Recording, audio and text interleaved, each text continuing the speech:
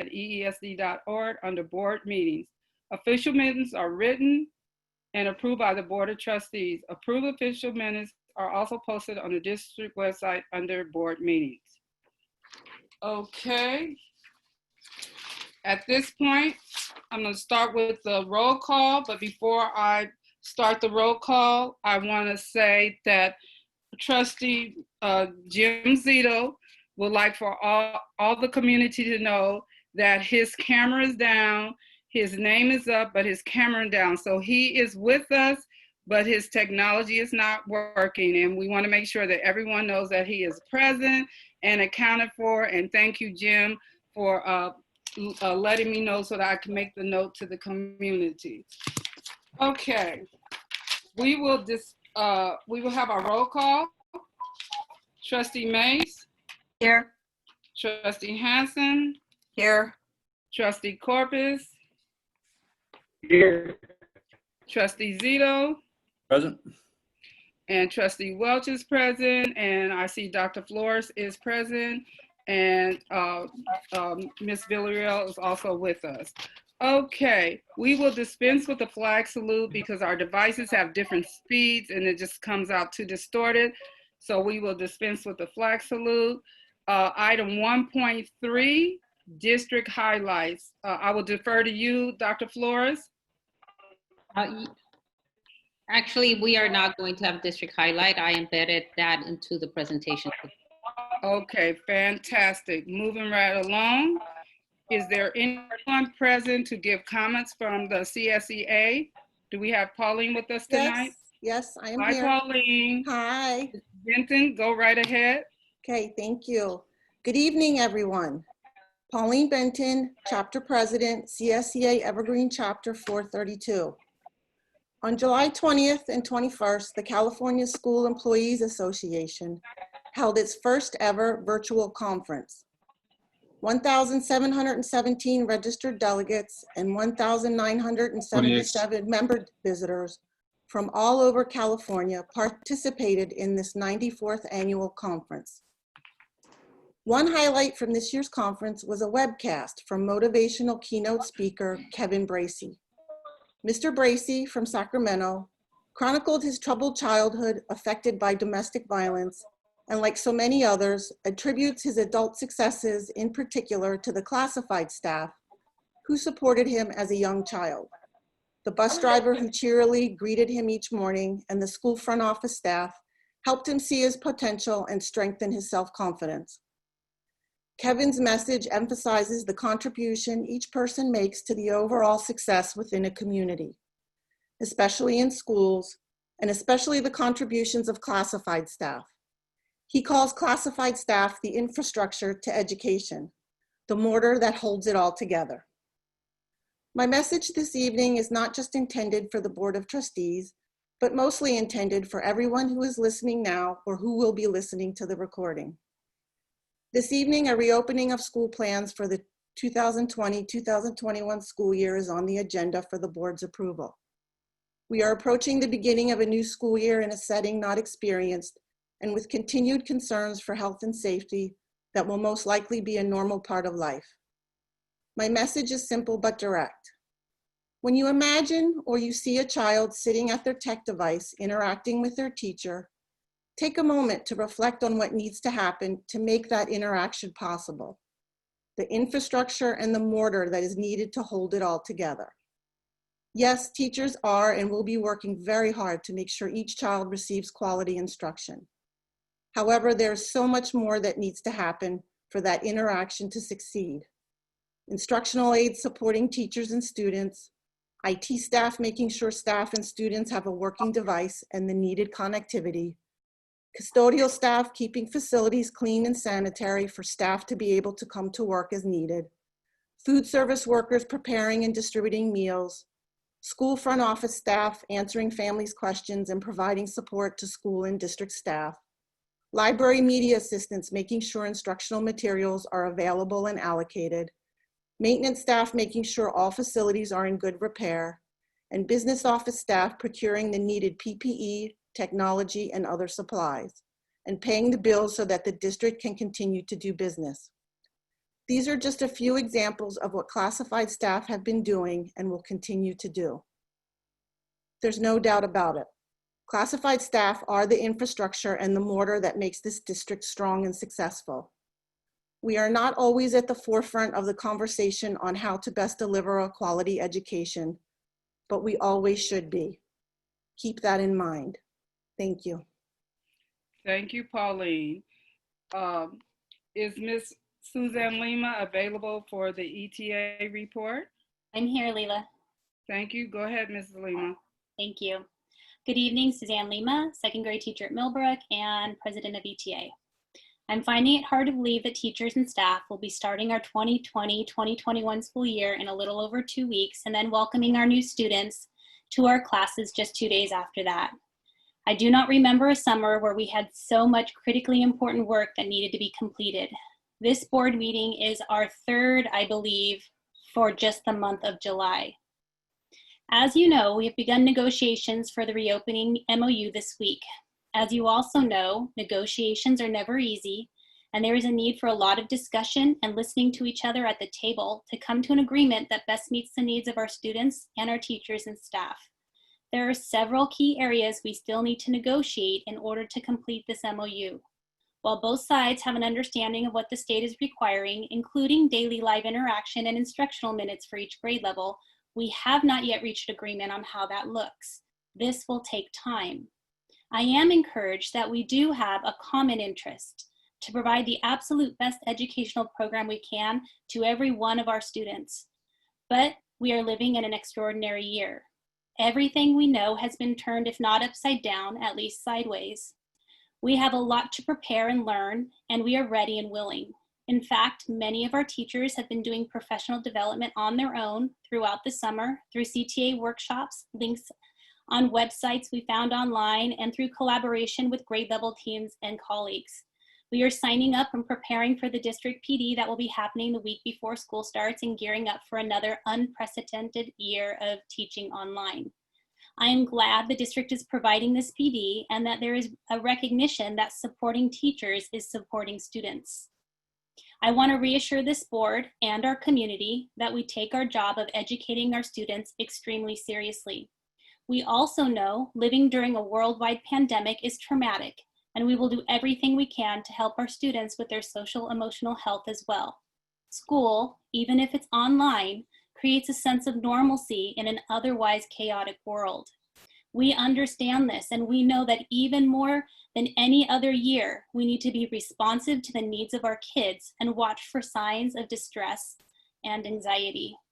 I hope our students know we are extremely excited to meet them this year.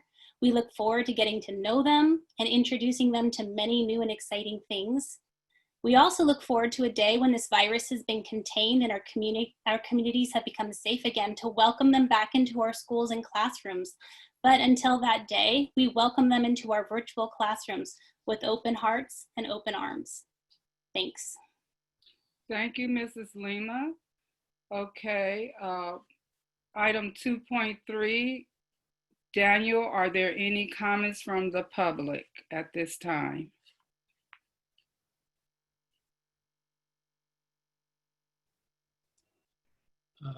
I don't see any emails. Let me see if anyone has their hand raised. No, not at this time. Okay, moving on to item 3.1, we have a personnel report tonight. I believe it's going to be coming from Assistant Superintendent Tarico. Is that correct, Dr. Flores? Okay, Assistant Superintendent Tarico, thank you. Yes, thank you very much. Let me just gather myself here. Now, is this the two appointments of principals, or are we doing the regular personnel report first? I believe it's whatever information that you wanted to present tonight is what It's a personnel report. Okay, go ahead. I had to switch screens here. So this is just a personnel report. We're just updating as we have some retirements and we have some resignations and also an approval of a leave and a few hiring of 2 temporary teachers on temporary contracts and 2 probationary contracts for school psychologists. So it's a standard personnel, HR personnel approval. Okay. And Mr. Corpus, would you please present the items in the 3.2 and 3.3?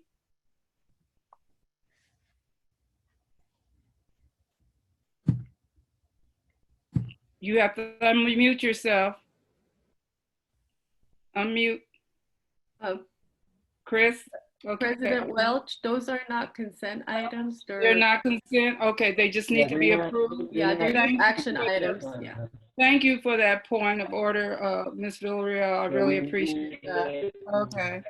You're off the hook then. Okay, item 3.2, approval of public employee appointment, Shibuya Middle School principal. It's a management personnel pursuant to Government Code 54957, and it's Marina Doxey. I need a motion to have that item approved. Motion to approve by Bonnie. Thank you. It has been moved by Trustee Mace and second by Trustee Zito. Is there any discussion? Any discussion? Okay, all in favor? Aye. Aye. Any opposition? Okay, Trustee Mace, Aye. Trustee Hansen, Aye. Trustee Corpus, Chris, Aye. Trustee Zito, Yes. and Trustee Welch, yes. So we approved that appointment, and that person is Marina Doxey. Marina, at this time, I want to know if you have any words you would like to say. Is Marina available? May I say something before? I am here. Go ahead, Dr. Flores. Go Okay. ahead, Dr. Flores. I just want to say that I'm very pleased for the appointment of Ms. Marina Doxey. She is a longtime member of our teaching community, and she served as a teacher, a mentor, instructional coach, and administrator in both elementary and middle school levels. And starting at Quimby Oak Middle School in 2007, Dr. Doxey taught both 7th and 8th grade history and social studies, where she encouraged students to make connections between history and current events as positive change agents of society. She's assumed so many different roles. Within the last year, I got to know her a little bit more as the induction coach, supporting our teachers, as well as assistant principal at Quimby Oak. She has lots of energy. She is very analytical, data-driven, and she is very much loved by our Evergreen School District community. So I'm very pleased that she's our new appointee. I keep saying Quimby Oak. My apologies, at Shibuya Middle School. Okay, thank you, Dr. Flores. Dr. Doxey, would you like to say a couple of words? First, I'll just say thank you for allowing me to take on this position. I am honored and pleased to join the Colt family and to lead Shibuya through distance learning, but all that, and make sure that our kids are getting the best education possible. So thank you so much. Thank you, Dr. Doxey, and Lord, we're glad to have you. Okay, item 3.3, approval public employee appointment, Tom Massimo Elementary School management personnel pursuant to Government Code 54957, and that person is Christina Franctini, and I would like to entertain a motion at this time. So moved. A second, please. Second, Bonnie. There was a motion by Trustee Zito and second by Trustee Mace for approval. Is there any discussion? All in favor? Aye. Any opposition? Okay, Trustee Mays, Aye. Trustee Hanson, Aye. Trustee Corpus, Chris Corpus. I think his computer speed is delayed. Trustee Zito, Yes. Chris, can you hear me? What's your pleasure? Okay. I think that's an aye. Yeah, can you do a thumbs up? Yeah. Mr. Trustee Corpus, Corpus, can can you you do a thumbs up thumbs up? so we can see- Can we get your vote in? Thank you. Okay, and Trustee Welch, aye. Okay, so that motion has been carried, and we like to.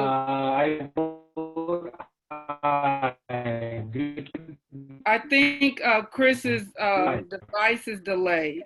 Okay, so welcome, Christina Francantini, and I would like to. I'm sure Dr. Flores, you'd like to make a comment.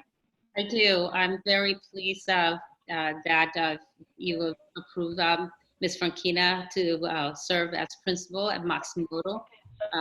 As you know, she's been an evergreen educator since 2000 and started her career at Cedar Grove, teaching 4th, 5th, and 6th. She's worked at J.F. Smith as an instructional coach as well. Her passion and what I've known her, a lot of her work that I've seen has been around instructional technology. And she's really stepped up in so many ways during this time of distance learning. Beyond that, as assistant principal at Leyva Middle School, she was very proactive, great in making connections with staff and students and families. And we're just so very pleased to add her to the list of our wonderful principals for Evergreen School District. And we're excited to have her at Matsumoto. Okay, thank you, Dr. Flores. Christina, would you like to say a couple words, please? I'm very excited to join the family at Matsumoto. And in these unprecedented times, I am happy to know that I have an awesome staff that's going to be able to lead our kids through success this year. Thank you so much. We're glad to have you and welcome aboard. And I've worked with both you and Marina, so I'm very happy to see you guys move up to the rank and take great leadership positions, and God bless you. It's a lot of work, but I know you guys are up to the task. Okay, we're gonna move right along. We're doing pretty good tonight. Item 4.1, we have an approval for the reopening of a school plan for the school year 2021, but I believe Dr. Flores, you would like to speak to that item before we take a vote on that? Yes. Okay, go ahead. I have a presentation, and if we could, before I proceed, if I could ask everybody to put themselves on mute so we don't have background noise. And so okay. Started. Let me share my screen. I have a presentation.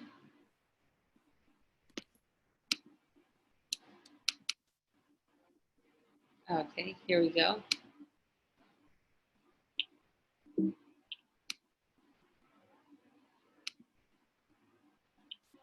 Okay, so this evening I want to talk to you about the elements of our district's reopening plan. And as you can see there, I have this broken into a total of 6 different elements. The first section, actually the first section is on our response and planning for the 2021 school year. And I want to share with you that like everybody else, we had to make a quick pivot. March 13th, Friday, March the 13th was the day that we were notified that schools needed to be closed. And we had to completely shift.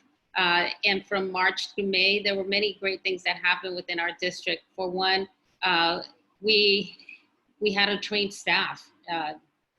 This is a complete paradigm shift. And while many on staff felt very comfortable, were very familiar with Google Classroom and how to engage students through technology.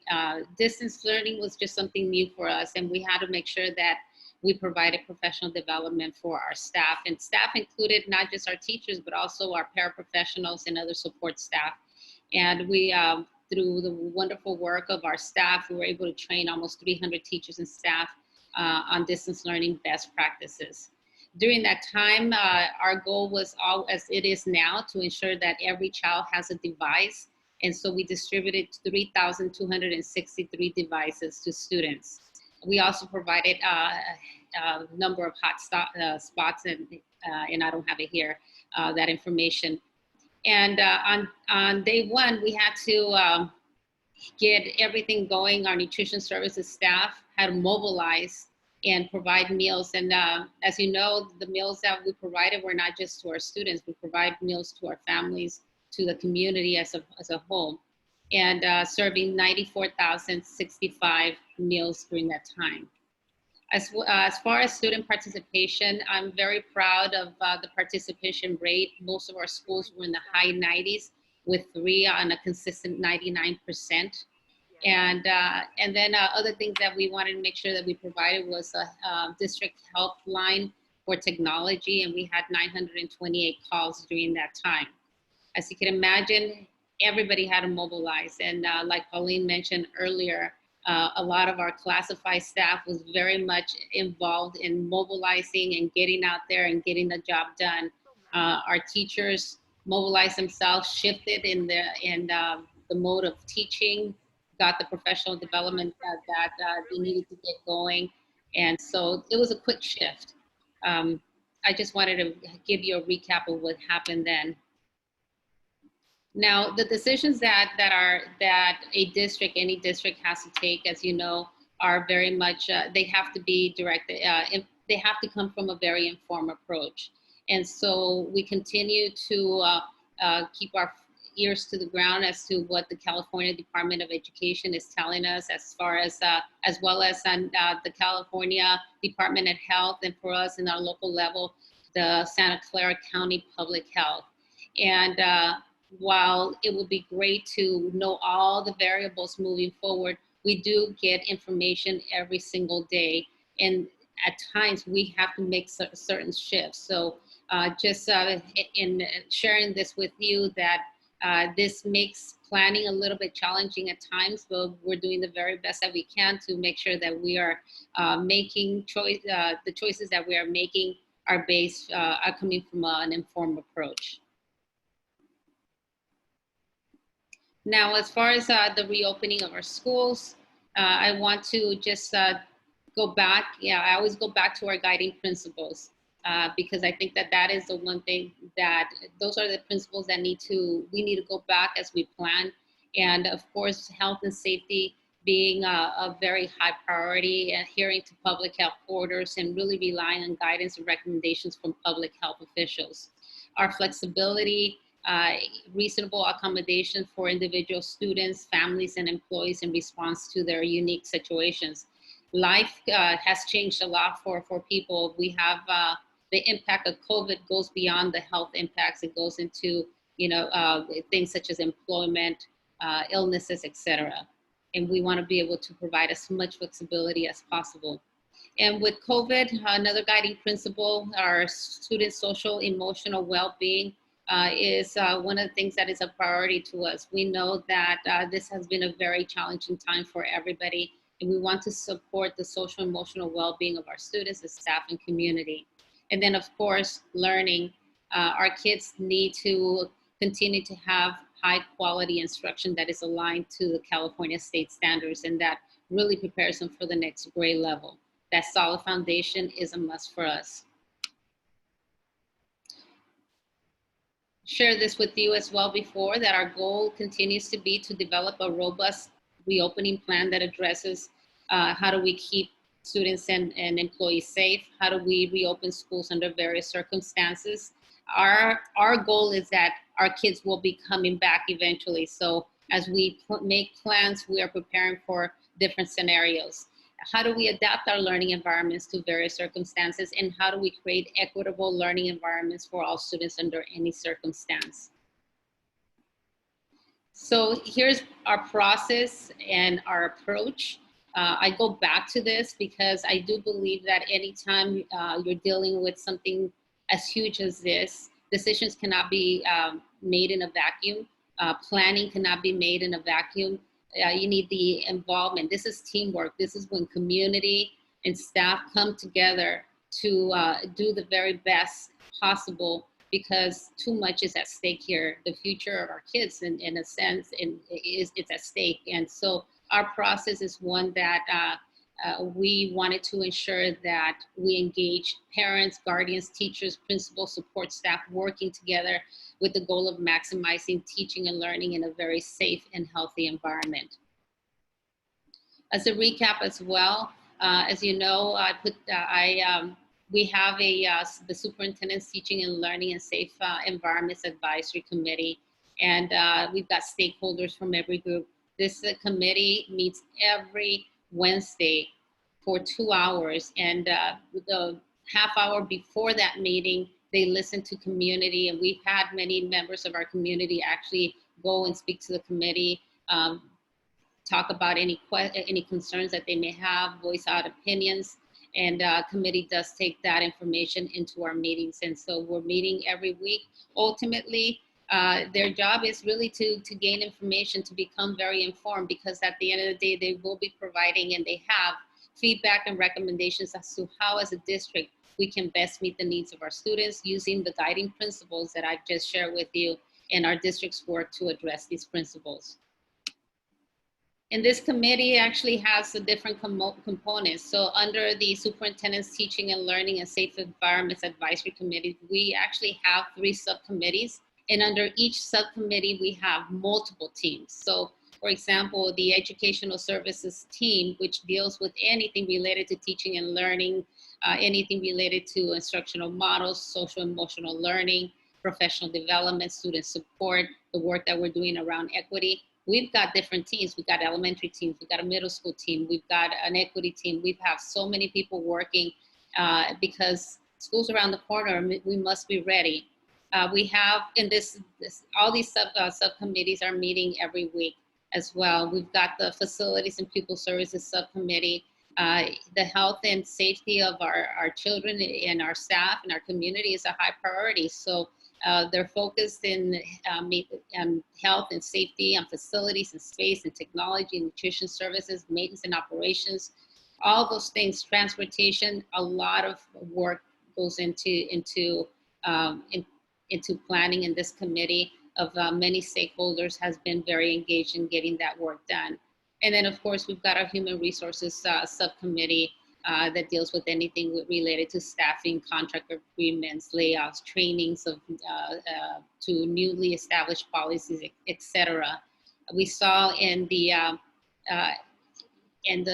report earlier, many new employees. You know, the normal operations of our school district doesn't stop with COVID, and we continue to make sure that we're fully staffed with high quality people. Lots of work happens within the HR subcommittee.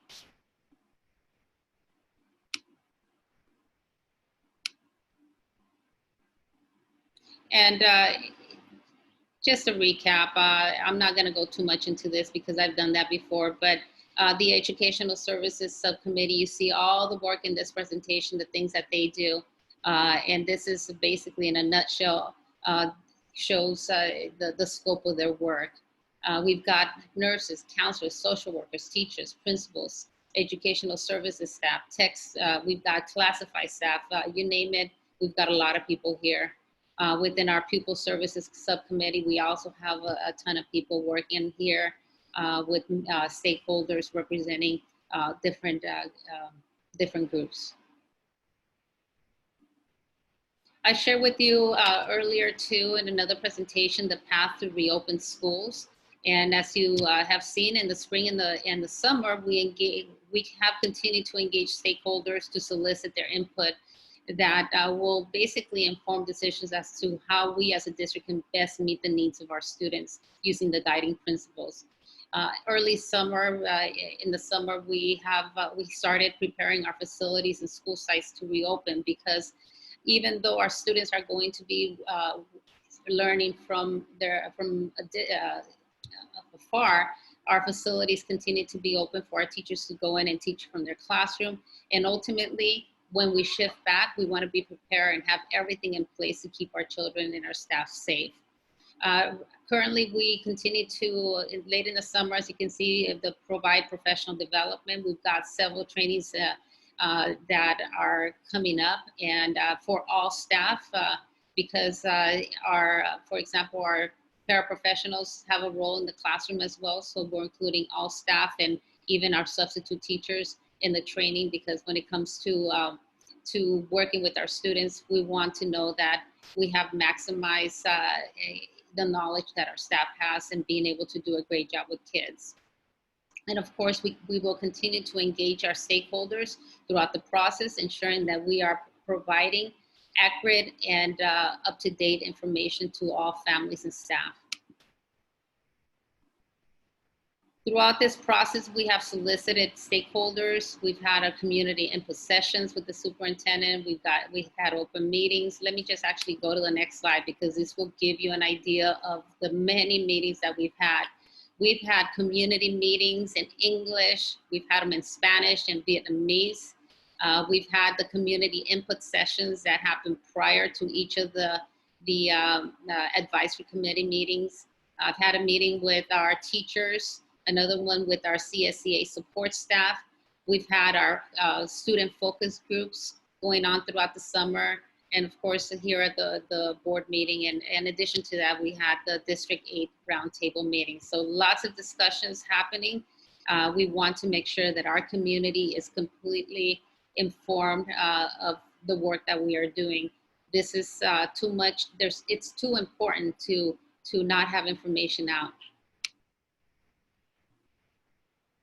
So I share with you the decisions that are made are shaped by health and safety guidelines and directives that come from the California Department of Public Health. Of course, our governor and the Santa Clara County Department of Public Health, our local public health.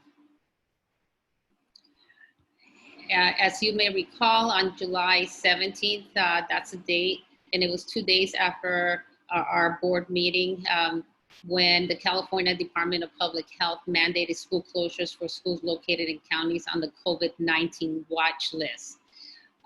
Santa Clara County is on that list and actually has one of the highest cases of deaths across the state. Governor Newsom addressed the public as well on July 17th at his press conference and issue a written statement aligned to the California Department of Public Health directive. And then at that time, schools and school districts were told that we may reopen for in-person instruction only if we are located in a county that has not been in a county monitoring list within the prior 14 days. We continue to be on that list, and so we'll see how we move forward. At our last board meeting, we talked about planning to reopen in December since there's a natural break. However, if we are told by if we get a public mandate telling us we're no longer on that watch list, then we have to pivot at that time. However, given the number of cases of COVID cases and the number of deaths, I don't know that we could anticipate now. We will be prepared one way or another. We were told that schools are to remain physically closed and may only provide distance learning until they have been on the monitoring list for at least 14 days. Now, distance learning.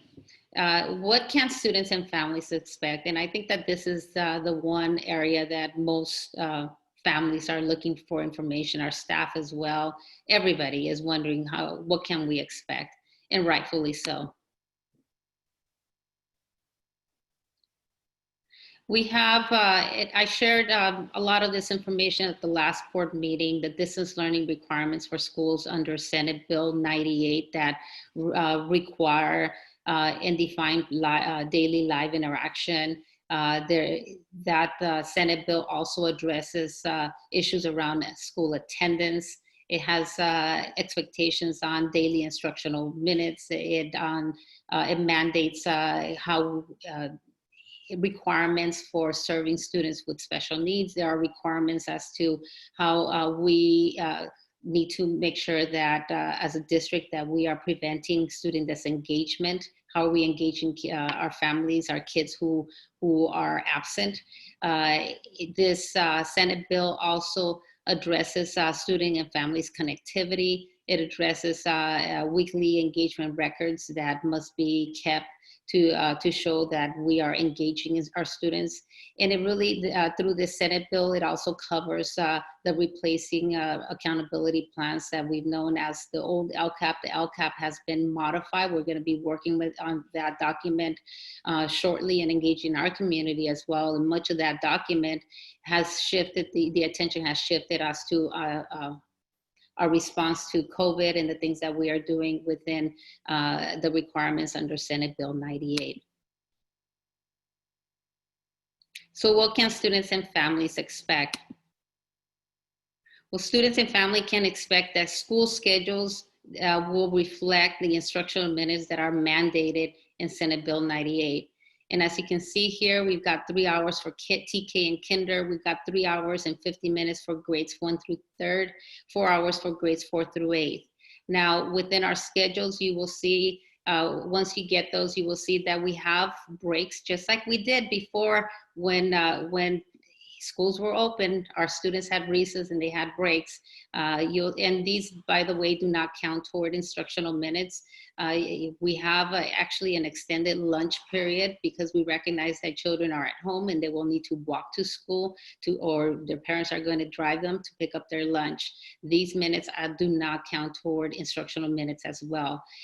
Within our weekly calendar, something that we have as a commitment to our families is that beyond the mandated instructional minutes and the time that kids are in class, we will offer enrichment opportunities that will be at no cost to families. And I'll talk a little bit more about that. Children will have many options as classes that they could participate in. And this, again, will be at no cost to families. We will continue to have school-based activities and clubs. They're just going to look a lot different, and each school will be working together and using their creativity to define what those activities and clubs will look like. We'll continue to have opportunities for parent involvement. It will look different for sure.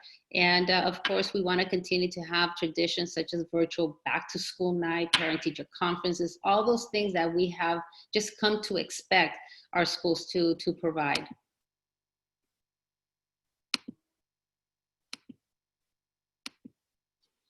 So pardon me, I'm having some technical difficulties here. Okay, we're back on. Parents can also expect daily live interaction. And I'm taking here a quote from the Senate Bill 98.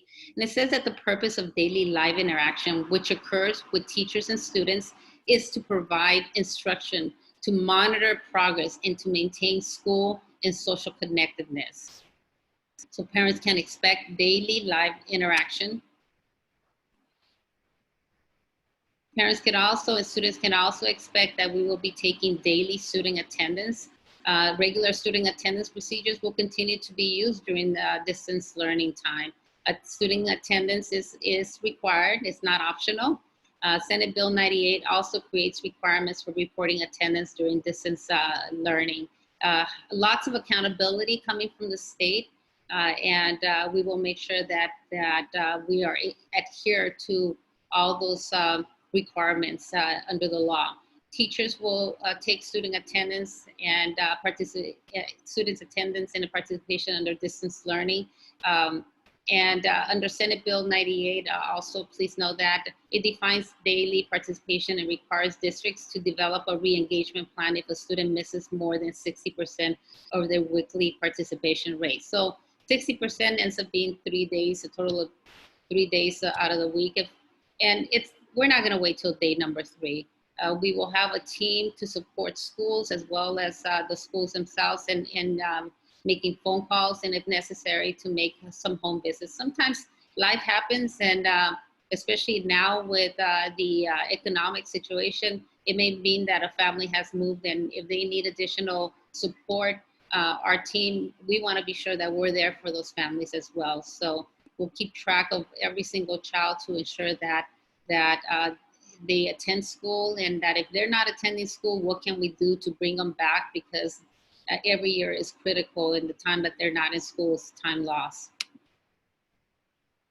Now, parents with students with special needs can also expect that that students are going to continue to receive special education related services and any other services required by the student's educational individualized educational plan. And our special ed team will be reaching out to families that have through the IEP process and through the teacher. You know, there are certain services that many of our children receive that will require special setups. Schools will provide the accommodations necessary to serve our kids with special needs. And Evergreen School District educators will continue to work with families to ensure that continued services for students as per their IEP. Parents and families can also expect that internet and devices will be provided for students and families and needed. Now, we have made a huge purchase so that our children do have that one-to-one device. We recognize that many of our families opted to not get a device during the spring, but that device, if it's shared by family, it may not be available for the child as easily available. So we will make sure that we're already working to identify the kids who need it. As you know, too, the devices that we provided for our students during the summer, we actually allowed our students to keep those devices so that they could continue to use them for learning. And so we will continue to work with our families. Now, students and families can expect that our school district will provide internet hotspots for students and families that do not have internet service. And we'll continue to work with our sites to identify the families who need that. Evergreen School District will also ensure that every student has an iPad and a Chromebook for learning, as I shared earlier. Now, students and families can expect that our school district will make every effort to ensure student participation, including home visits. I talked a little bit about this earlier. Student attendance really is not optional, and we will work with families to ensure that their children attend school, offering support if the family is experiencing hardship that prevents a child from attending school. Now, I also talked a little bit about enrichment opportunities, and this is something that I'm very excited about. We are still putting our list of classes together, and students will be offered a menu of enrichment classes that they can enroll. This is not part of the instructional day, by the way. This does not count toward the instructional minutes. This is beyond and enrichment classes that students can enroll at no cost. And so we will provide that information. Right now, we are working with different providers to see what we can do, what offerings we can have on which days, etc. So the menu could be very long, as you can see it through these visuals here. You know, we could have something on math, something around music, some yoga, perhaps something around communication, mathematics. It could be driven by academics. It could also be driven by other areas of interest. More information will be coming shortly. Families and students can also expect that we will have a homework help Zoom desk. That's the best name I could come up with right now, but students will have the opportunity to call a homework help desk for support with schoolwork. We recognize that at times a child may need that help, and it could be that parents are at work, and so we'll have we are going to be hiring subs and other support staff, subs mainly, to work with students through a Zoom desk so that children have available help when they need it. We will also, again, have a technology support desk, and students and families will have access to tech support, and we will make every effort to also offer tech support in Vietnamese and Spanish. Students and family can also expect that school lunch will be provided each day. Our daily schedules do include an extended lunch time so that students and families can pick up their school lunch at their school. Students will continue to enjoy nutritious meals that include a vegetarian option, and families are encouraged to apply to free and reduced lunch application. And I have to emphasize this. For many of our families, the economic situation has changed. And, worst case scenario is that you don't qualify. What have you lost 5 minutes of your time in applying? But you just don't know. So I do encourage all families, if you have not done so, to consider applying for the free and reduced lunch application.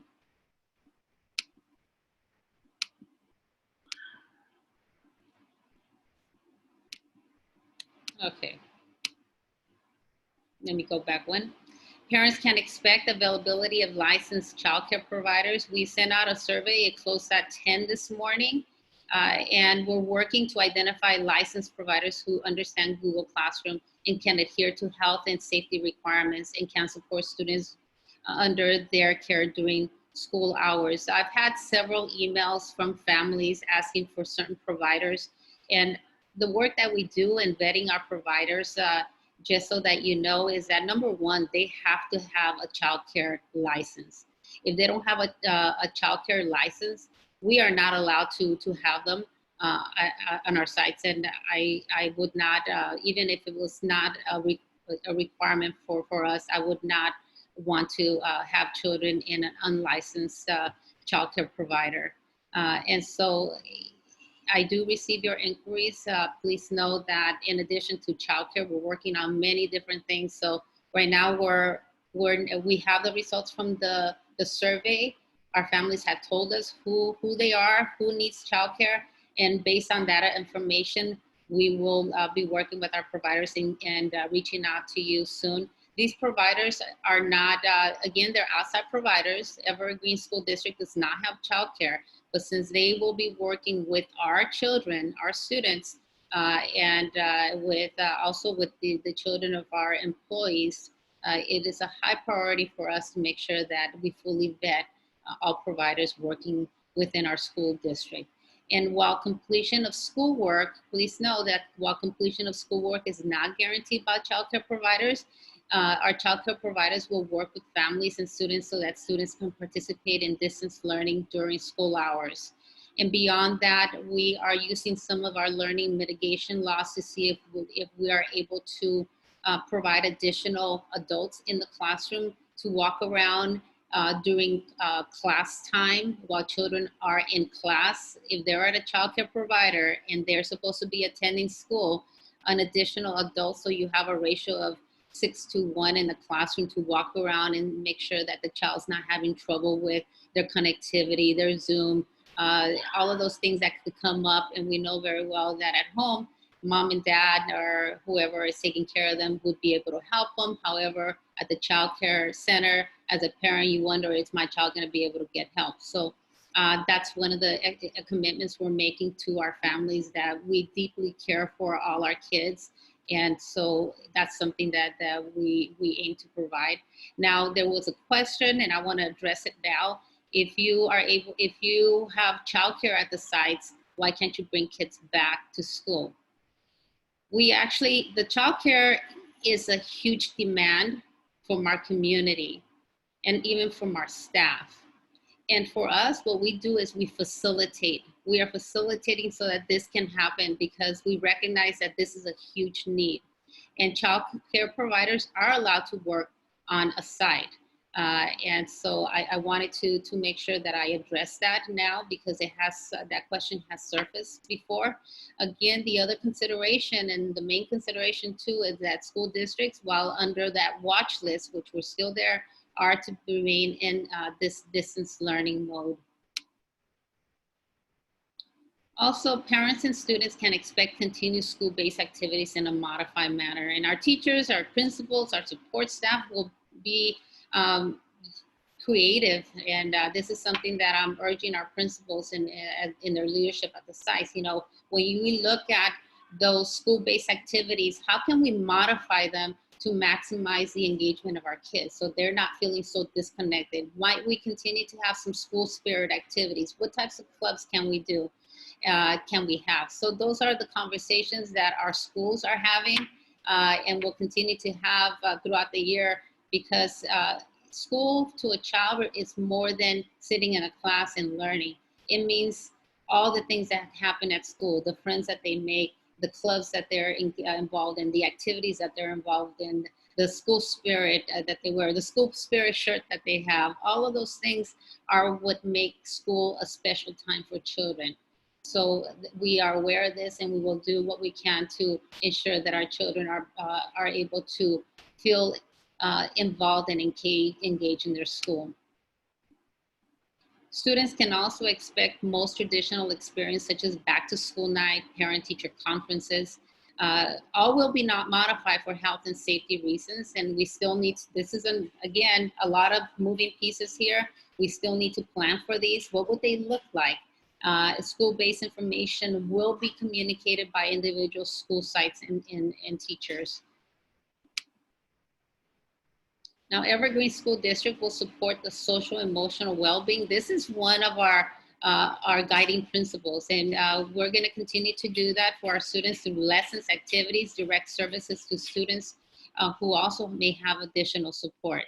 I always say that we don't know what's behind the smile. Sometimes, you know, we see a child, the child seems okay, and maybe that child's struggling. And so we do have an excellent team of social workers, an excellent team of counselors who have been working throughout the summer. Actually, they started a lot of their work during the spring in putting together not just lessons, but also resources for our students and our parents in our community. And you can find those on our website. And students and parents can expect the following information coming soon to them. From district, you could expect that we will provide you a distant learning handbook. It's almost completed. We need to do some final touches. And then of course, our annual notices, those things that we send out every year. School site information will include the schedules, school manual, class assignments, information on material pickup, because our students are going to need their materials. And so each school will work with their school community, with their parents to organize that so that can be done in a safe manner.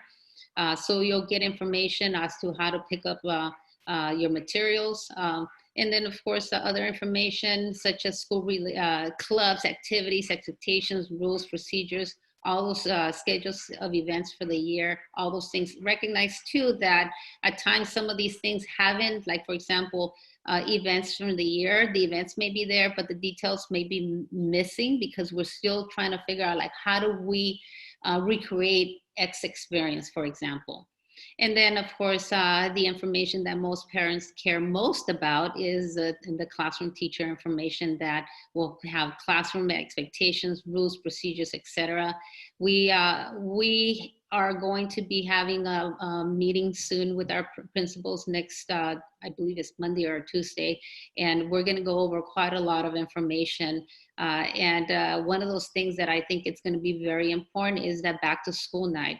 Our teachers need an opportunity to speak directly to families on those things that are so relevant to know for the beginning of the school year, the things that set the rest of the year. And with a shift and a paradigm shift in teaching and learning, there's a lot of information that our families will need.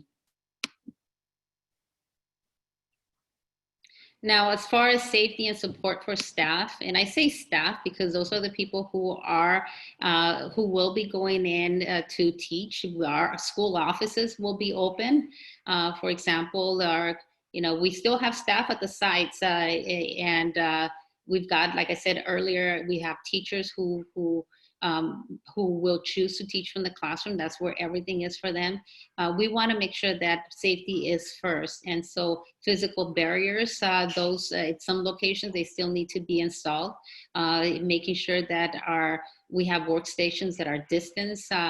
There's protocols on avoiding sharing equipment, making sure that when we have large meetings that we're doing them virtually. And of course, our personal protective equipment that needs to be provided. I don't expect that staff is going to go out and buy it, but of course they could buy their own, for example, masks, which may be personalized. And of course, we will increase sanitation a lot more than we've ever seen, and we're already doing that.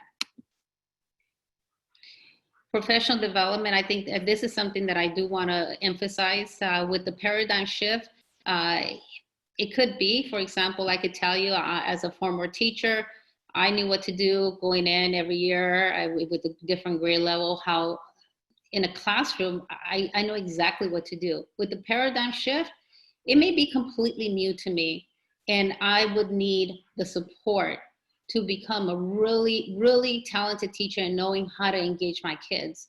And so here are some examples of things that will happen, but this is not everything. I'm just putting it out there because more than ever, we will need to have training for our teachers and our support staff so that we could best serve the children of our families, our own students. So as you can see there, I gave some examples such as strategies to support social emotional learning, leading with equity in mind, 21st century learning via distance learning, effective family communication strategies for schools, and distance learning 360. Now, as far as communication and family engagement, we will use multiple means of communication with families such as like we have, and we will continue to be aggressive with our communication. We want to make sure that we are communicating with our families, and as we recognize that there's many languages that are spoken within our school district, the largest of course being English, Vietnamese, and Spanish. You can expect parents that we will have regular text, through some of the features, for example, many of our teachers use Seesaw. You could do text. We'll have voice and email messaging to families and employees, social media posted on various platforms, school-based and district information meetings will provide that information for you.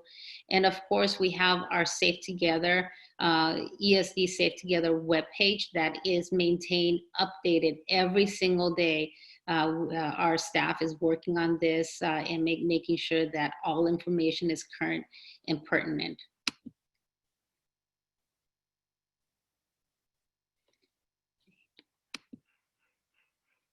As far as community partnerships, our health department guidelines recommend limiting non-essential visitors on our campuses. However, we recognize that our partnerships need to be strong, even stronger than ever, because these challenges that we're facing are faced best when we are working in partnership with others. So our partnerships with businesses, with the city of San Jose, with nonprofit organizations, we will continue to support the needs of our students, their families, and our district as a whole. All volunteers, mentors, and community partners will be encouraged to continue serving service utilizing alternative methods. So we've got to figure out, like, if you were involved in such a way, how can it be you continue to be involved now through social distancing? And school volunteers, mentors, and community partners will be required to follow public health guidelines if the roles require visiting campuses. But I don't want our community to think that they're not needed and they're not valued. You are needed more than ever. And so we will continue to nurture those relationships so that we could maximize support for our students. And volunteer policies and procedures are being revised to incorporate the public health guidelines and alternative methods of service. As far as parent engagement, this is huge for our families. I've never been at a school district where we have where there's so much parent engagement here. Our parents want to be involved, involved in one way or another. And so how do we do that in this time of distance learning?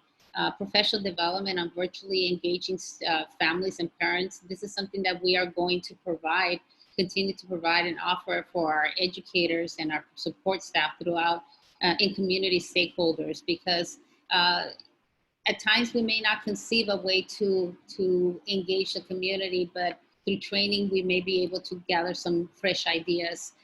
Parent education classes will be offered via our parent university. We recognize that for our parents, this is a huge change as well. And while we do have many who are so savvy from the tech industry, Not every parent it can be defined by that, and we do have many families where they want the best for their kids. They want to help their child, and they may not have the knowledge, experience, and tools to do that. So we plan to provide those classes for our parents through our parent university.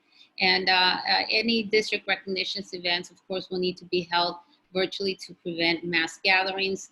And our district advisory committees and our PTA, PTSA, PTOs will continue to meet virtually, working to advocate and communicate with all stakeholders.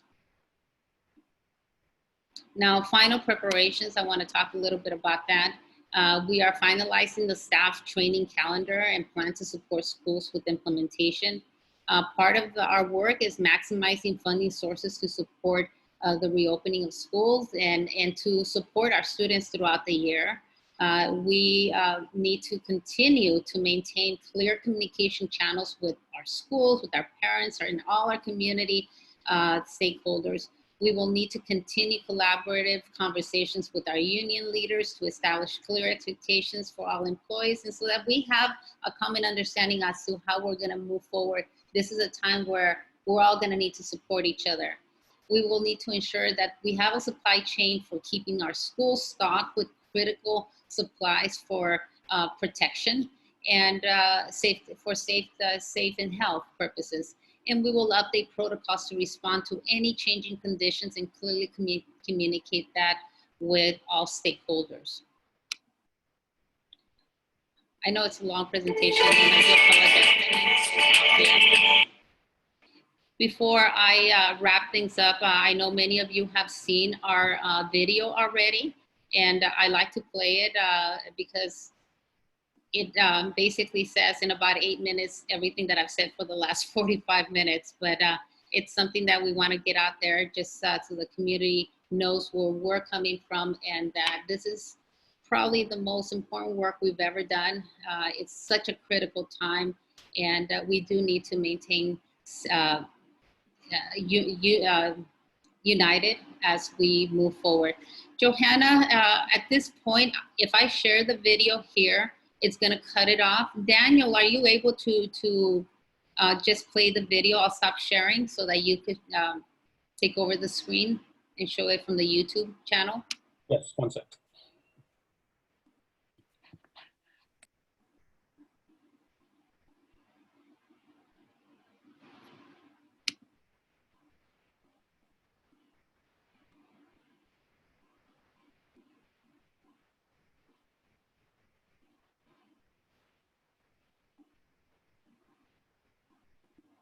We don't have volume.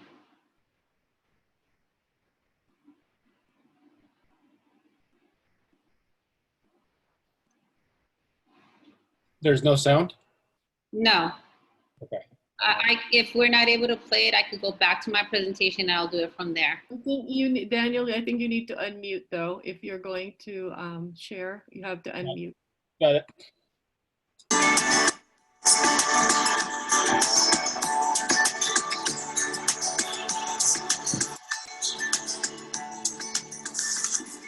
So yeah, 2 more, right?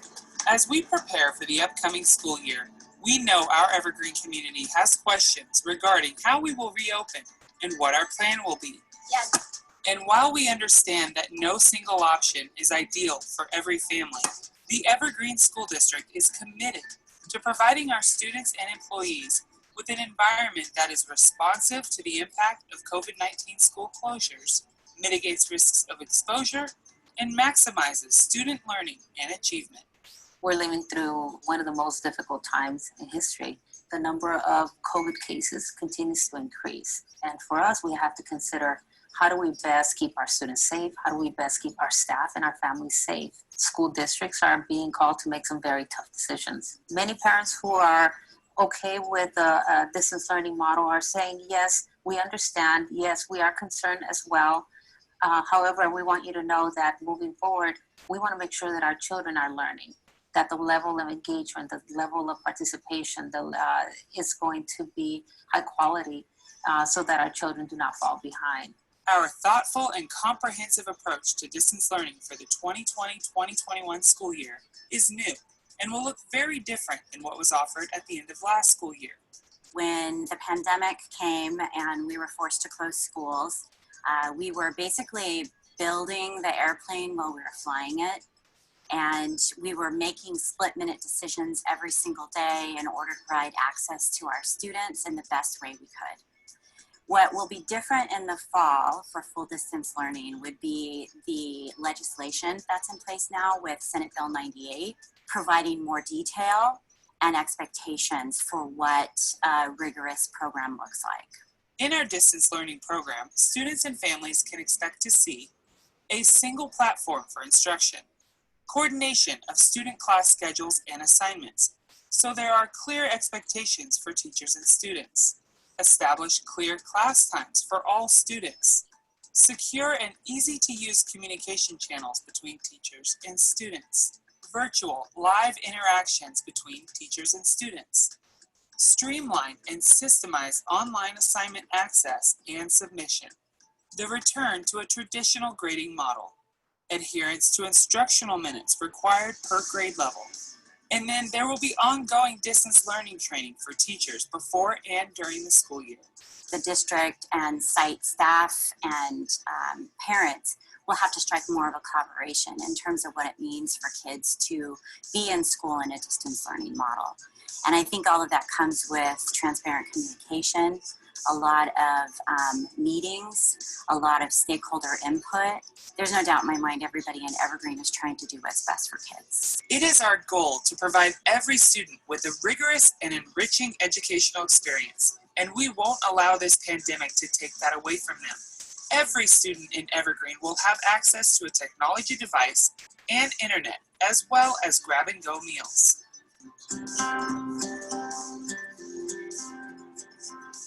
We realize that this pandemic may pose significant challenges for some of our families, and we are working on providing resources to assist with childcare and tutoring for those who need it.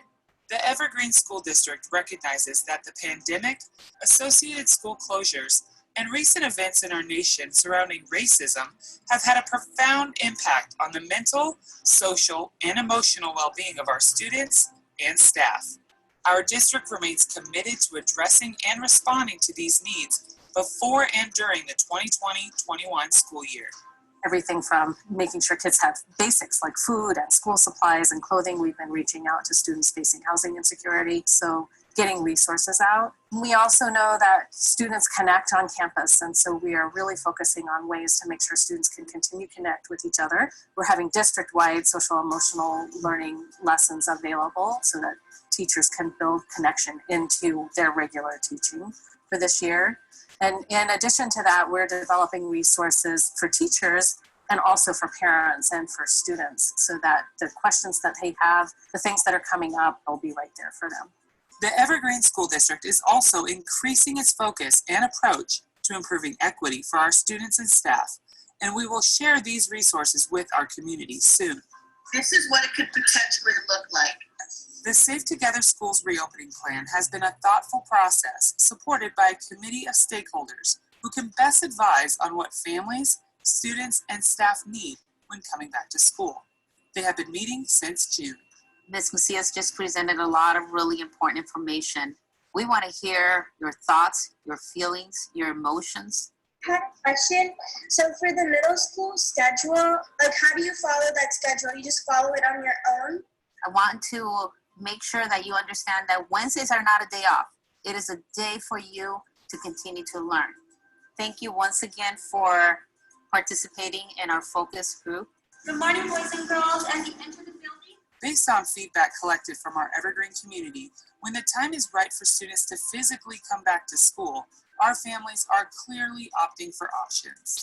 In January 2021, if it is safe to do so, and if Santa Clara County has been removed from the state of California's COVID-19 monitoring list for the 14-day period, the district will be ready to open with a hybrid learning model.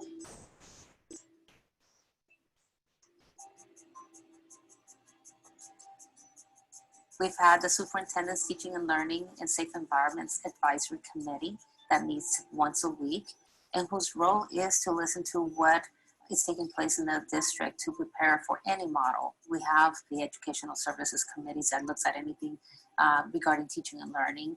schedules, social emotional learning, all those things. We have the facilities and pupil services subcommittees that looks at facilities. We know that our children will be back someday and we want to be fully prepared. So what conditions do we have in our classrooms to ensure that they are safe? We also have a human resources subcommittee because this is a paradigm shift, and for anybody working with our children, they need to clearly understand what they are required to do in terms of health and safety. There's a lot of training involved in that. It is important to note that guidance regarding the reopening of schools comes from federal and state laws, the California Department of Education, Department of Public Health, CDC guidelines, as well as state and county directives. EESD will adhere to all health and safety guidelines with an interest in securing the health and safety of students and staff.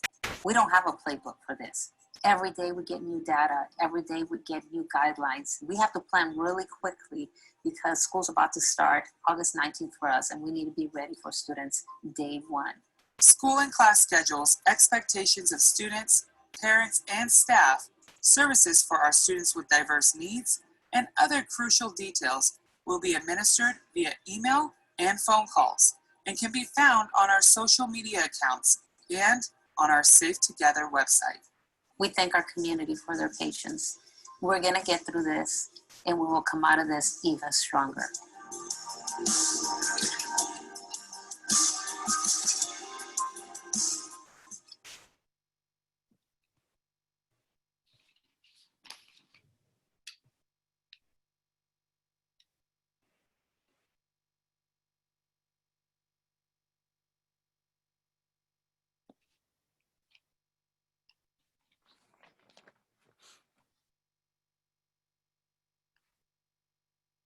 Beat myself.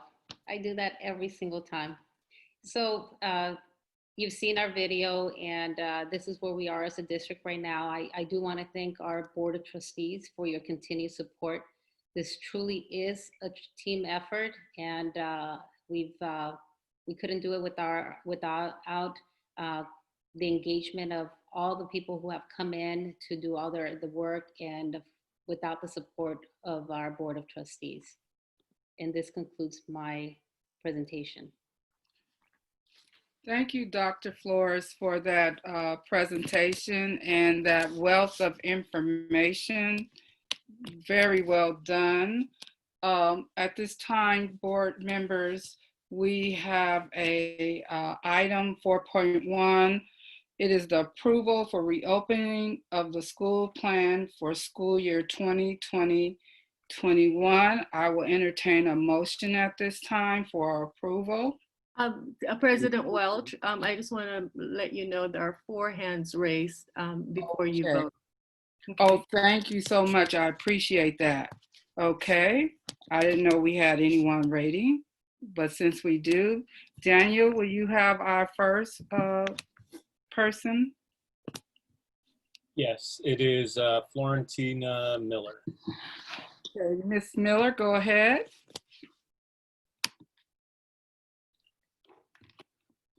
Oh, I'm sorry, I didn't have any questions. Okay, thank you. Daniel, who would be the second person? Next, we have Holly Gonzalez. Ms. Gonzalez, Mrs. Gonzalez, go ahead. Yeah, so first of all, just listening to the presentation, I was really taken aback by the comments that we were provided training last year for distance learning. The training we received was completely inadequate. It was self-paced.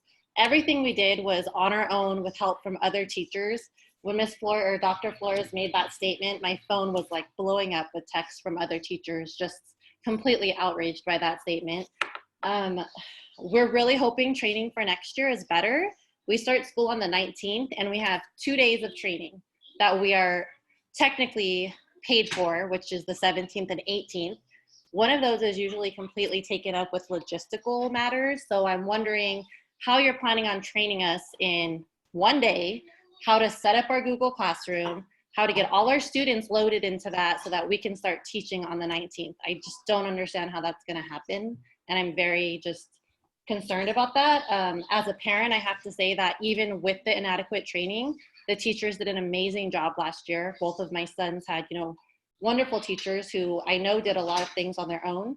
Just simply figuring out how to set up a dock camera at home took hours and hours of our time. So I'm honestly just really upset by that right now.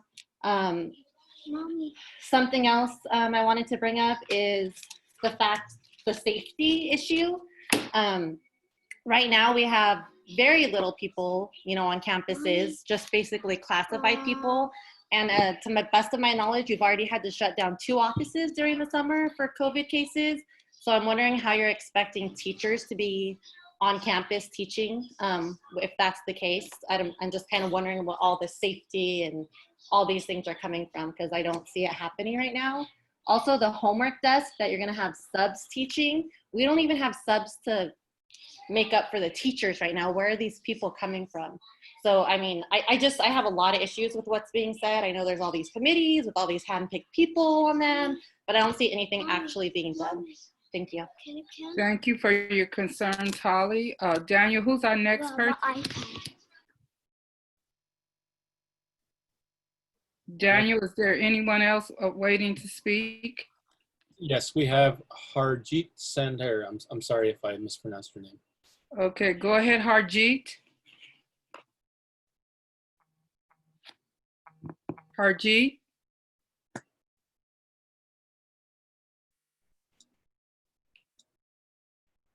Harjeet, are you there? Okay, Daniel, who would be the next person? I'm sorry. I Oh, forgot. there you go. Go ahead. Actually, this is Christopher Friend. Harjeet's my wife. Okay. We're parents of a special needs preschool autistic child that is requiring a hand-to-hand contact and instructions on how to learn, because doing like last year, like doing the video learning classrooms and everything, it was very tough for him to even comprehend anything or learn anything, and he's nonverbal, so he can't interact like all the other students. That was blowing him away with all these answers and getting stuff done. So I would like to know exactly what your guys' plans are for actually having special needs children like him to learn. Because like I said, I commend you guys what you did, like trying to get the ball rolling as fast as it's being pushed back. But I would like to know what your guys' plans are for hands-on training for students such as my son. Thank you very much. Okay. Our next person, Daniel. Yes, we have Divya Nepal. Nepal, go ahead. Hi. Hi, can you hear me?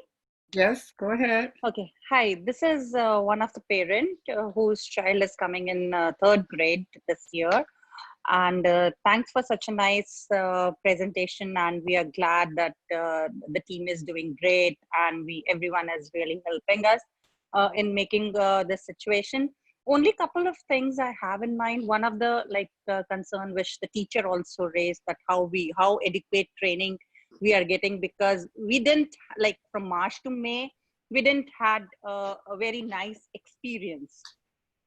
We just had 20 minutes or 10 minutes of school, and it was very difficult. All the homework was given back to us, and we had to spend individually 3 to 4 hours with the child. So I just wanted to understand that this 3 hours, 50 minutes instructional time, that is interaction with the teacher, or actually it would be just the videos or the materials being sent over during this time.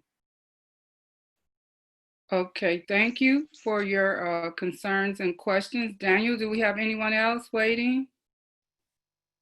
Yes, we have 3 more at the moment. Okay. Next, we have Caitlin Nguyen. Go ahead, Caitlin. Yes, hi, can you hear me? Yes, ma'am. Yes, I have a question. So, our governor said that, if the county stays off the list for 14 days, then school can reopen. So I'm just trying to reconcile how, let's say we're closed and then we fall off the list at some point for 14 days. So the parents will and teachers will just have 14 days preparation to bring everyone back. And then if we go on to the list again, then abruptly things will be distant learning again. So I'm trying to understand the logistics of how that's going to work with being on and off of the watch list. And the other thing I wanted to comment on was, yeah, I think it's a really good idea to, you know, do distant learning and not bring what you're doing right now. And I'm in full support of that, because I don't think that, I think it's more traumatic for the kids to be in a cluster and be exposed and have school close again, rather than, you know, just doing it safely when we can reopen. Okay, thank you, Caitlin. I just want to say, I know we have some more people that have comments, and a lot of the comments are really questions. I want to assure you that our superintendent takes down every single name during this time of discussion, and she writes down all the questions. And although I just want everybody who is have concerns tonight that we will get back to you. The superintendent will get back to you. I want to assure you that your question is not going unanswered. Your name has been taken down, as well as your question or concern, and someone will get back to you. Okay, Daniel, how many? We have another person waiting? Yeah, we have 4 more. Four more people, okay. Next person, please. Nainesh Shah. Okay. Shaw, Mr. or Miss Shaw, I don't know. Yeah, my name is Nainesh Shah. I'm Mr. Mr. Shah. Shaw. Okay, Yeah. go ahead. Hi, thanks a lot for nice presentation. We really like it. We are new, my son is coming to the kindergarten, and first time we are coming to a public school. And I was a little bit late. I might have missed some information, but the major questions I have that I understand you guys are going to provide all the devices. You guys are going to give us some instructions about how to attend it and all those things. But I'm just wondering when and how to pick those devices, where to pick it up, as well as the weekly schedule for the kids. I hope you guys will send out all the instructions probably later down the month or something. And would it be communicated through email or some other way? I'm just wondering, and probably, you know, I'm a new parent, so that's why I was a little bit wondering about that. Well, welcome to Evergreen. Thank you. The next person, please. Daniel? Yes, next we have Mrs. Valentino Pickett. Okay, Mrs. Valentino Pickett, go ahead, please. Good evening, everyone. Hello. Thank you to all that are working tirelessly to enable distance learning. My only worry and concern for us to inquire and seek out is how can we keep the privacy of everyone, most especially the students? Again, I thank you. Have a good evening. Thank you so much. Our next speaker, please. We have, I apologize if I mispronounce your name. It's Muniba Zishan. Muniba, go ahead.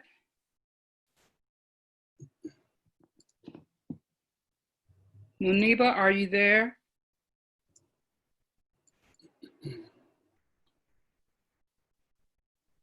Okay, Daniel, the next person. Next is Mahavir Jayabalan. Mahavir, go ahead. Hey, thanks for the Mahavir, we lost you. Oh, that's my fault. Okay. Can you guys hear me okay now? Yeah, start again. Okay, cool. Yeah. Thanks for the presentation. Thanks for keeping us informed. I have the same questions as some of the others who asked before.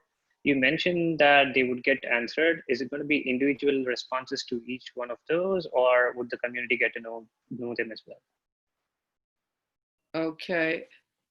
That's a good question, and everybody will be contacted, or their questions will be answered. And I do know that we have a Q&A on our website for ongoing questions, especially if they pertain to population. So someone will be getting back to you to respond to all of your questions and concerns. Thank you. Thank you. Next person. I'm gonna jump back to Muniba Zishan. They raised their hand again. Okay, Muniba, go ahead. Hello. There you go. Okay, great. My microphone's somehow there's a problem with that. So thank you for being here, and I really appreciate you guys working for this. Excuse me, Muniba. Excuse me. Can you turn up your mic just a little bit? You're hard to hear. Okay, can you hear me now? That's better. Okay, great.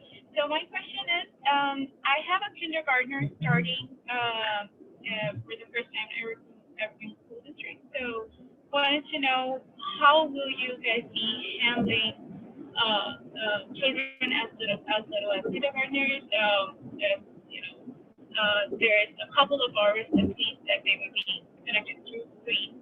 So just wanted to make sure how the little children would be guided and handled. I didn't quite get your question. You're going to have to speak a little louder on your question. My question is how the kindergartners would be handled during this time when they would be connected. I think it would be 3 hours of distance learning for them. And how the teachers are gonna handle the kindergartners being in front of the screen for 3 hours. I know that's the only option. But I just wanted to learn a little bit more about the ways of creative ways they would be engaging children. Okay, that's a good question as well. And again, I know there are a lot of kindergartner parents have that same question, but again, those questions, the district will get back to you, and that's probably one that will be on the Q&A website. So thank you for your question. Daniel, do we have anyone else? Yes, Dear Wong Bo. Okay, go ahead. Duan Bo. Are they there, Daniel? They're still showing their hand raised. And I've given them permission to speak. Go ahead. Is it anyone else after Duan Bo? I think perhaps they are on the other channel. Okay. Is there anyone else? Yes, we have Archana Yarlagada. Go ahead, Archana. Hi, we're new to the school district, so we wanted to know when the first correspondence with teachers would be. Okay, we will get back to you, and welcome to the district. Next person. Next we have Donna Corsell. Go ahead, Donna. Yeah, hi, good evening. Thank you so much, Dr. Flores, for your presentation. Appreciate all the hard work and everything the entire board is doing for the community and the school district. My question or comment is, at the end, well, we first went into shelter in place. It kind of abruptly stopped, and my daughter is at Shibuya, 7th grade. And so they had to finish up. Obviously, it started a little bit later, but she had to eventually get into the Elevate program this summer. And that is a huge asset to her. It really, really helped her. And I think it's going to prepare her greatly for 8th grade. And so I thank the district for that service that you provide. So here's my question, and I know Dr. Flores, you addressed it a little bit in your presentation, but I want to know more on how that you will measure the progress of our virtual learning to adequately prepare these children for the next grade. I know you mentioned that, but I don't know how, because I know that testing was, we didn't do testing last year. My daughter's going to high school, and I'm planning on putting her into a private high school. And I'm just wondering, should I put her into a private 8th grade so that she can get the proper education that she needs to prepare her for that next level? So we love the school. You know, with 4 hours of curriculum, I'm just not sure if that's going to do it. And so I just need to know more about that, how you guys plan to measure that. And I'm sure that you're looking into that as well. So thank you so much. Thank you, Ms. Carcel. Anyone else, Daniel? Yes, we have Palak Mehta. Okay. Palak, go ahead.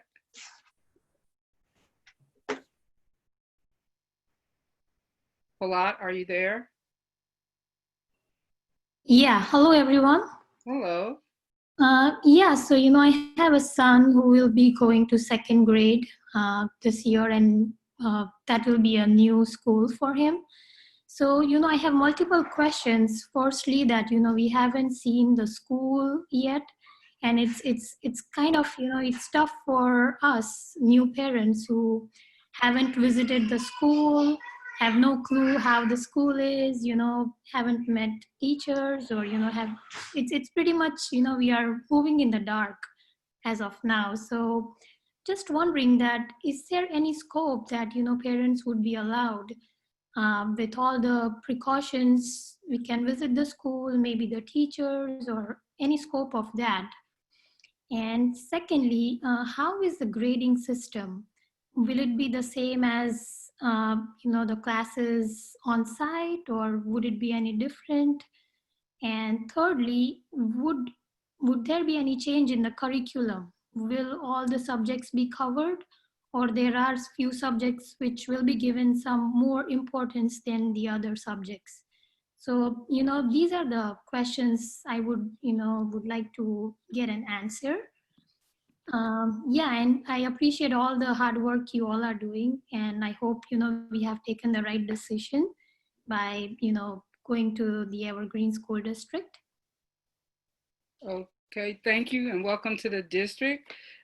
Daniel, do we have anyone else? 2 more, or 3 more at the moment, sorry. Okay. Anupam Tiwari.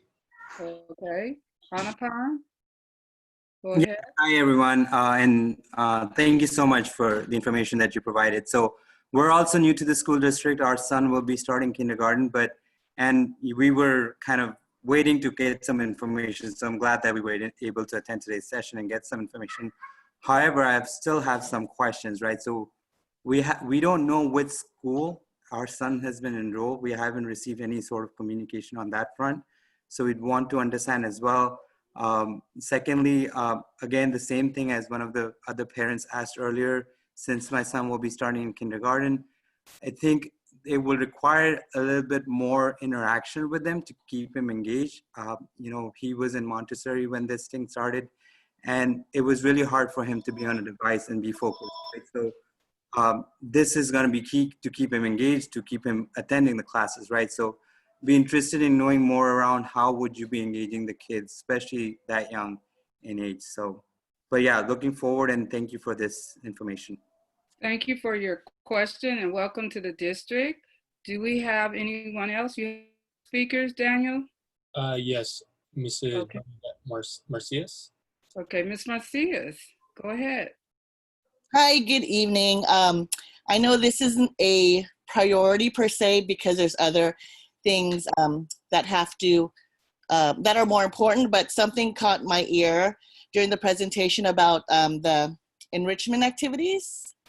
So my question is, will these particular enrichment activities be available like district-wide, since we're not meeting in person? Let's say, for example, a drama club. Would, if it's at one site, let's say my school, Carolyn Clark, we want to do a drama club. And then, there's another student who may be at another school site who doesn't have a drama club. Would they be able to join that, since technically we're not meeting in person, and they could just, Zoom in to the class and so forth. So basically that's what I was wondering, if the enrichment activities were going to be available across the district in case a school didn't have, something that another child would be interested in, or if it's just per site. Thank you. Thank you, Ms. Marcia. Next person, please, Daniel. We have Shady Julian. Go ahead. Next speaker, please. Hello. Hello. Hi, I was, are you able to hear me? Yes, we can. Hi, I was just wondering who was going to be answering a lot of these questions, because I know I heard you say that someone's taking down the names of the people asking the questions, but these are all really good questions, and I feel like us as parents should be able to know all of these answers than just getting back directly to who specifically is asking the questions. And I know, we're already coming into August, and we've had very little information from the district, from the school, about what's going to be going on into the new year. We're kind of really being like parents left in the dark. Again, I signed up my son for school. I had to call and make sure that his registration, that they received everything, was complete, because nobody ever told me like everything is done or not. And like a lot of other parents, my son is going into kindergarten, and is he supposed to be focused for 3 hours? Are we as parents going to have to just sit with them the whole 3 hours? How is that going to work? Okay, that's a great concern, and you have great questions. Again, I will repeat. As our parents are asking questions and having concerns, I know my superintendent is writing those questions down, and there are other people also taking notes. I'm taking notes. Your concerns and questions will be, you will get information back on your concerns and questions. We have your emails. Also, as you stated, many of these questions are general questions to all parents. So we have websites and their list of Q&A, and the principals, the sites, the secretaries, and the appropriate people will be reaching out to you so that you will know about the registration, how your kinder teacher will get back to you or reach out to you, how you will get your child scheduled. So we are listening, and these things will be answered. And after our last speaker is, and a part of our discussion before we vote, I want to also ask Dr. Flores if she could comment a little bit in that discussion period, because I do want to assure the parents that we are going to get back to them, and this is a very important time for us to really listen and hear what you're asking. So thank you so much. Okay, is this Dayu Hongo? Yes, speaking. I have a niece and nephew who will be first grade and third grade in Evergreen Elementary School this coming year. But they just came from Vietnam in March 20, and they haven't started school here yet, and they barely can understand English or write English, and neither their parents. So I'm wondering like how the district can have, I'm wondering if you have any special assistance for my niece and nephew so that they can adapt to the new life in the United States and then catch up with all the schoolwork. Thank you very much. That's a good concern as well, and that's many parents' concern. Daniel, how many people do we have left that met the 5:50 timeline? 2 left, including Trustee Zito. Okay. Next, we have Vasudha Niyogi. Okay, Vasudha, go ahead. Hi, my question is, so I have a son who's going to 3rd grade, And when you mentioned that parents will be informed by schools when to collect all the materials, do you mean all the books and workbooks that the kids use at school? Because as a parent, I think I feel that if the books and workbooks and all the worksheets are sent home, it's going to be more impactful and more exciting for the kids instead of just studying everything online and taking printouts. And I think it's going to be better if, and for me as a parent, I will feel more connected and in touch with the curriculum, because I will need to be around and see what he's doing and if he needs any help or if any explanation is needed. And I think physical books along with distance learning will make more impact, will be more impactful for the child. And I think it's going to be also more exciting than just logging in every day. I think if he has his worksheets and his books, that all the material that kids use at school, all the different subjects, I would request if parents can get those as well. Thank you so much. Good comment. Our next speaker, Daniel. Yes, it's Trustee Zito. Trustee Zito, go right ahead. So assuming that all the other parents, just check one more time, anybody else wants to speak. I was just going to make the motion to approve the school opening plan for 2021. And then I would speak to my motion. Okay. Let me check with Daniel, because I haven't asked for the question yet. And I want to make sure we get all of our speakers finished, and then we'll have ask for the question and get our motions and stuff in, okay? Daniel, do we have any, I think you said was one more person that met that 5:50 deadline. And please, just to note, please send all questions. If you didn't make the 5:50 deadline, we still want to hear from everyone. We pride ourselves in working with our parents and making sure they have everything they need so that the children can be successful in our evergreen schools. So please send your emails to boardroom@eesd.org and state your concern there, and definitely the appropriate person, school personnel will get back to you. Okay, Daniel, I think we have one more speaker, is that correct? No, no more hands. No more hands, okay. I'd So, like to say something. Dr. Flora, go ahead. Yes, I'd like to thank all our speakers, and we do pride ourselves with getting back to you as soon as possible. And what we do with your questions, if it's a question that could benefit others, we do include it in the Q&A. If you give us your email address and we know who you are, we do email you a response directly as well. So if we don't have, so for example, if you've spoken but I don't have your email address, what you could expect to get is a response in our Q&A. Since you took the time to ask the questions here at this meeting and waited through that long presentation, I would love to be able to address your question directly. So please, that's our process. And if ever you are finding that you have additional questions, we check that EESD Q&A webpage and every day.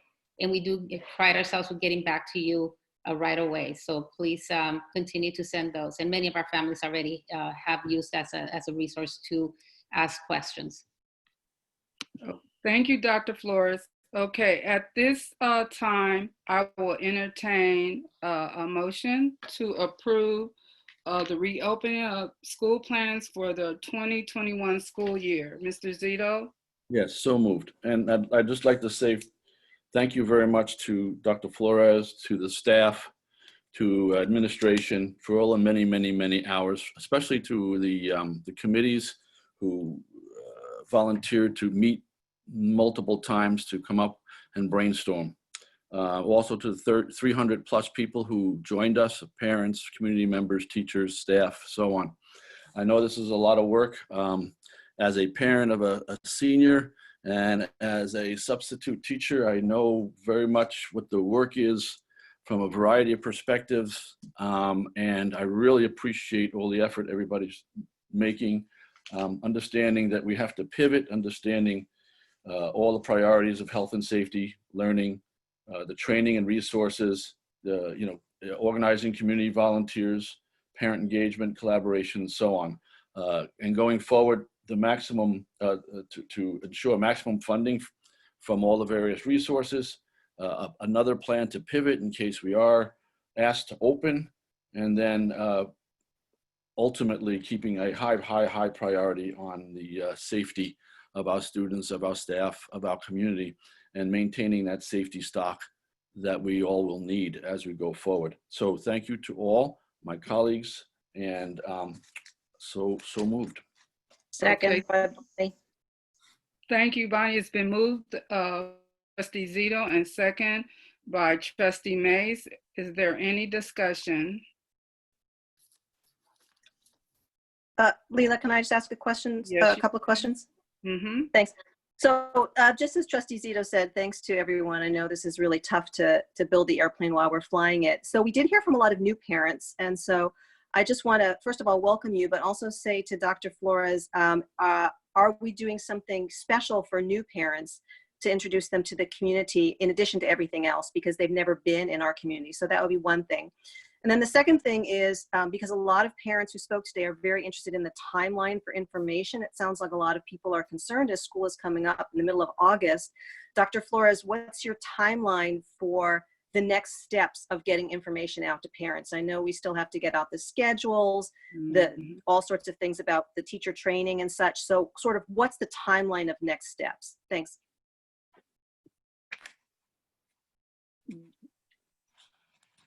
So the timeline for the school's about to start, and part of our staffs have been working throughout the summer. However, there are people who have just come back. Our office is just open. Our principals are just coming back. And so we need the following week to put everything together, and our families can expect that they will receive communication that Monday after. And I could look at my calendar to identify that date.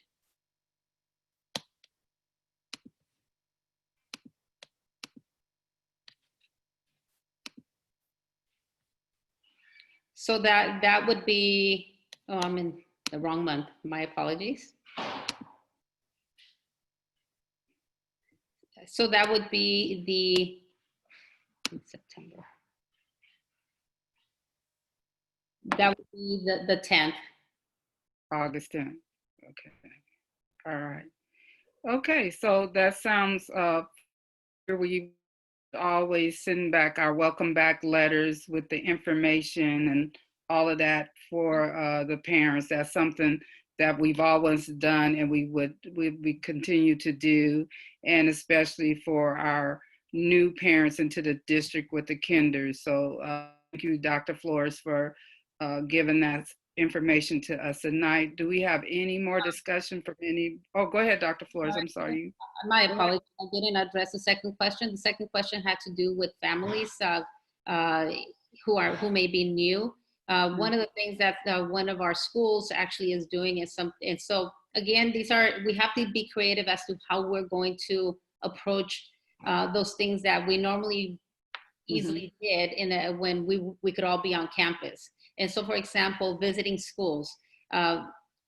One of the ways that one of our school has done is actually creating a virtual tour of the school. That's a possibility, but more information will be coming from the schools. I want to allow our schools to get creative. We have a principals meeting coming up early next week where we will be brainstorming through this, as we also want to have consistency across our district. And again, we will be answering those questions directly with parents if they give us email address, and we'll have the Q&A questions area for questions as well. Thanks. And then just Leila, one minute, Bonnie. I think I saw Chris first. And Chris, did you have something? Looked like your hand was up, Chris. Yes. and then Bonnie, okay? Because Chris Ham was up. Sure, no Okay, problem. go ahead. Just a question about the quality of devices and the internet connection. I did experience that in the beginning, had to switch devices.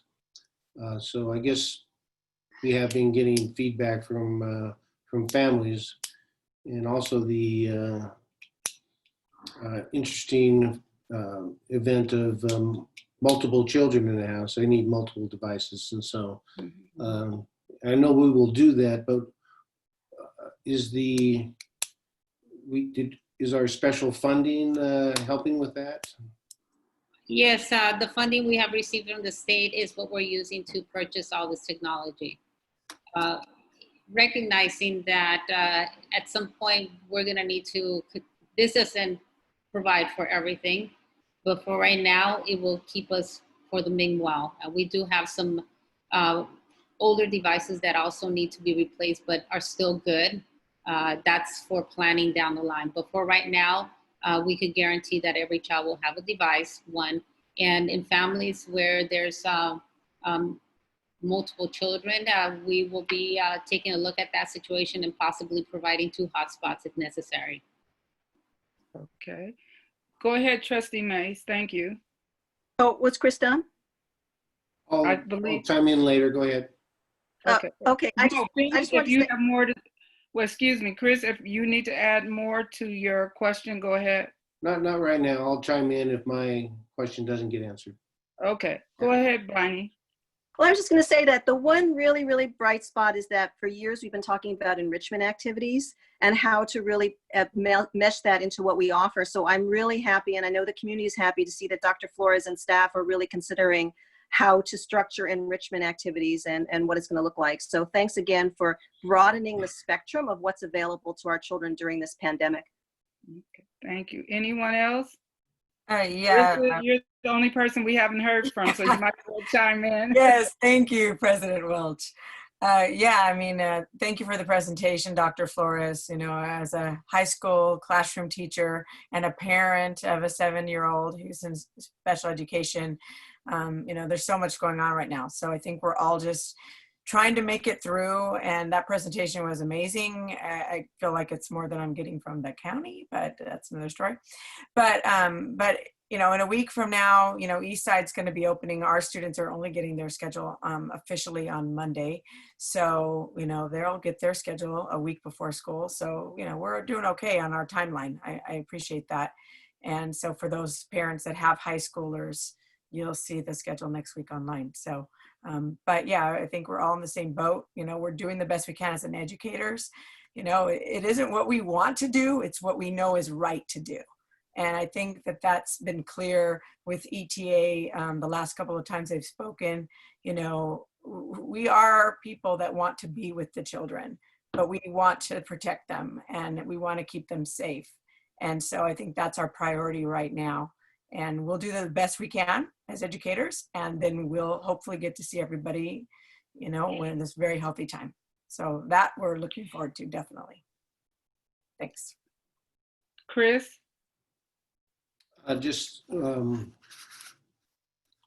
kind of wondering about when we do pivot to come back to school, we have 2 different levels of education. You know, kinder, I think, is actually on its own too, but just the difference between the elementary K-6 implementation and then the middle school, because, you know, middle school, they move through the hallways and it's a whole different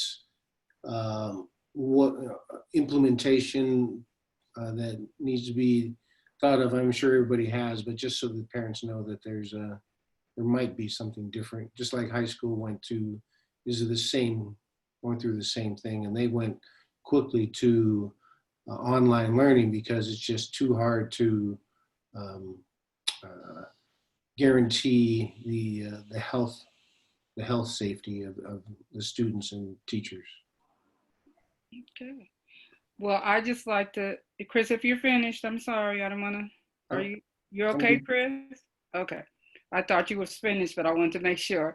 I'd like thank the district family for working so hard. We have our cabinet, our teachers, our CSEA, we have our parents on committees, we have parents taking out time to take days to ask questions.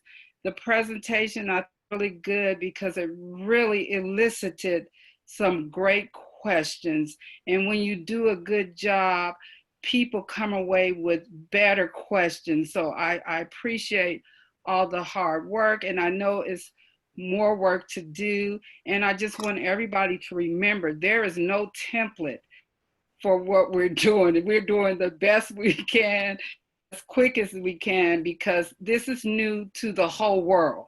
So I think Evergreen, I feel really good that we're moving along, and we're trying our best to do what's best for the safety of not only the students, but the teachers and everyone involved. So I really appreciate the work, and thank you, Dr. Flores, for your leadership in all of this work that has been done and all the work that we still need to do. So there is a motion on the floor. I'm going to call for the question. All in favor? Aye. Aye. Any Aye. opposition? Okay, Trustee Mace? Aye. Trustee Hansen? Aye. Trustee Corpus? Aye. Trustee Zito? Yes. And Trustee Welch? Yes, the motion carries. So we have approved the reopening school plans for the 2021 school year. Item number 5, is there anything, Dr. Flores, as far as informational items? No, actually, I just wanted to go back to the reopening of schools and just thank our stakeholders for their patience. I know this is tough. I'm a parent too, and with a child in high school, and I look at it through that lens too. Thank you for your patience. We will provide you accurate information as fast as we can. And I also want to thank our advisory committee, our subcommittees, and all the teams that have been doing lots of work to get things done, including our executive cabinet. And then again, thank you to our school board for your continuous support and even guidance in some areas where maybe we're shifting a certain way, or you're hearing you are the eyes and ears of our community. And so it is helpful to gain that perspective through you too. So we do appreciate you, Board of Trustees, for everything you do to support us. Thank you so much. Okay, item 6, future meetings. We have one on August 13th, September 10th, October 8th, 12th, and December the 10th. Thank you, my board colleagues. I will entertain a motion for an adjournment. Motion. Madam President, one point of order. Okay, go ahead. I believe that we have to, did we miss approving the personnel report, or did that happen when? We didn't have to approve the report. We had to approve the individual 3.2 and 3.3, which we did. Okay, perfect. Thank you. Now I'll entertain a motion to adjourn. So I motion to adjourn. I do have a question. Are we going to have a date yet for the governance workshop?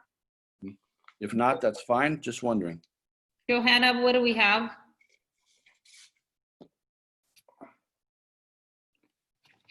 I believe we do. I'm pretty sure we do. I will email you. That's fine. So I thought you had that information already. My apologies. Okay. A motion to adjourn. Motion. Okay. Marissa made the motion. Was Marissa? No, it was Bonnie. Oh, sorry. Well, Jim actually originally made the motion. Okay, so it has been moved by Mr. Zito and second by Mr. Corpus. All in favor? Aye. Aye. This meeting is adjourned. Again, thank you, everyone, and thank you to all of our participants. Thank you, parents. Thank you, staff. Thank you, colleagues. Thank you all. Thank you. All right.